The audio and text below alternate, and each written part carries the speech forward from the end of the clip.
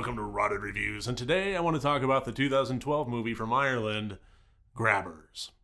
So if you're familiar at all with the Baader-Meinhof phenomenon, basically what it is as soon as you learn something, something kind of fascinating, something that kind of sticks into your medium-term memory, let's just say, all of a sudden it starts popping up everywhere. And the basic principle of it is, you've always seen it everywhere, it's just never really registered in the forefront of your brain.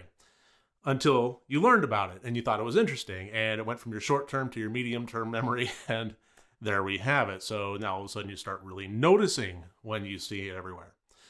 So I think that for this movie, this was kind of some weird Baader-Meinhof principle reversal for me. See, the reason this movie came onto my radar is because I was part of an online community. We were just talking back and forth, and somebody mentioned Grabbers. And the first thought that I had was, well, that's silly. That sounds like a Tremors ripoff. And I promptly, wanted to forget about it. But people kept saying, Grabbers, you got to watch Grabbers. And it captured my interest enough that I thought, okay, fine, maybe I will. So there's a conscious part of my brain that wants to say that this is the first that I had heard of this movie, but considering the fact that the first instinct I had was to say it's a Tremors ripoff and to dismiss it, who's to say I haven't actually encountered this a dozen times before and did the exact same thing with no one to reel me in that time? But regardless, on my radar it was at that point, and I finally watched it, and I couldn't have been more wrong. This really was not at all in any way, shape, or form a Tremors ripoff. This was a great movie in its own right. So in this movie, we have an isolated town that is starting to be torn asunder when a violent monster appears and starts killing folks. And not just any monster, but a monster that had never been seen before and is perfectly suited to the environment of this village. Together, an unlikely and scrappy duo must team up with a visiting scientist and a handful of colorful townsfolk to find out what they can about this monster and ultimately try to defeat it. Rhonda LeBeck. I'm up here for the semester. Yeah, geography. Geology. Yeah, well, actually, seismology. Smith. Lisa. Hi. That's a marine psychologist or something. Did I get that right? No. It's marine ecology. No name. Huh. We discovered that we should name them. A grabber. A what? I have told you, Paddy, I'm not calling it that. I discovered it. I get to name it. Right. All right, so all joking aside, this really, and I'm dead serious here, is not a Tremors ripoff.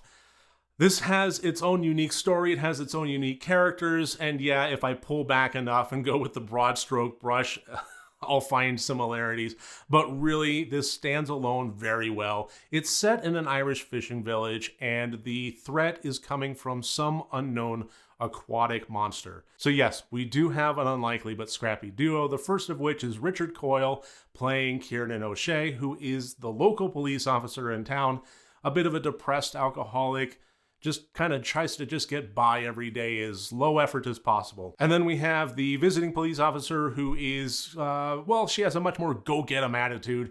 She's filling in for somebody that's on vacation and is played by Ruth Bradley, playing the character of Lisa Nolan. And as far as the colorful townsfolk, I honestly adored this. This movie had one of my favorite actors in it, Lalla Roddy as Patty.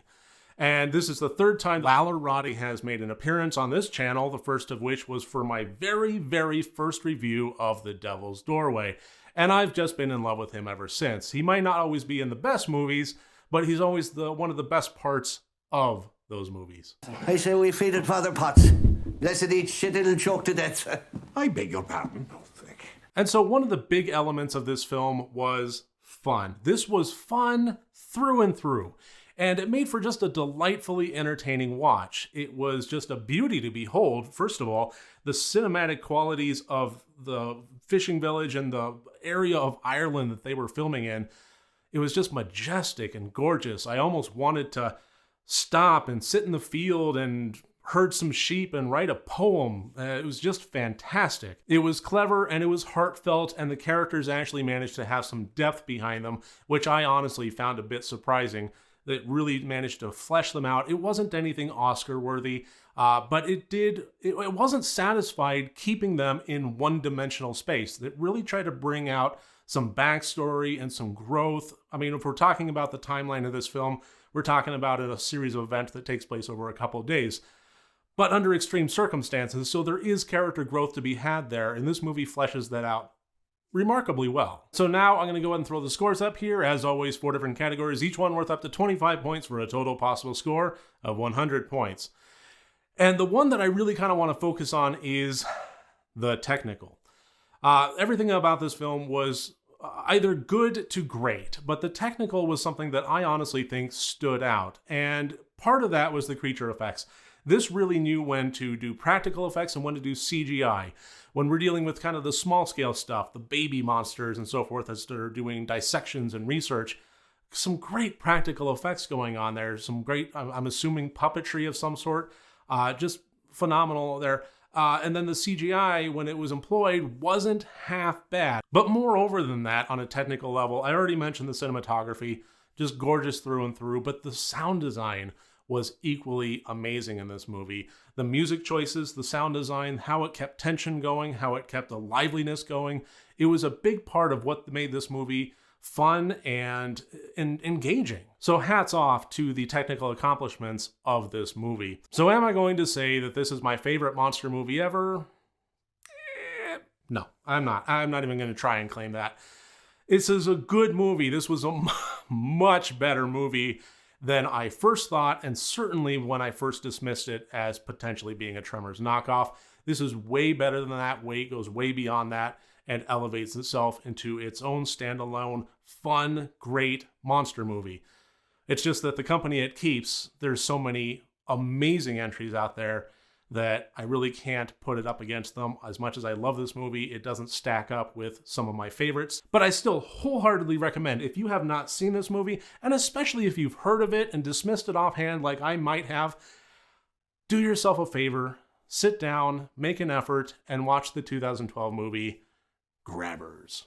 So thank you very much for joining me here today. I look forward to seeing you on my next review. Remember, next time you want to watch a horror movie, first make sure that it's good and rotted.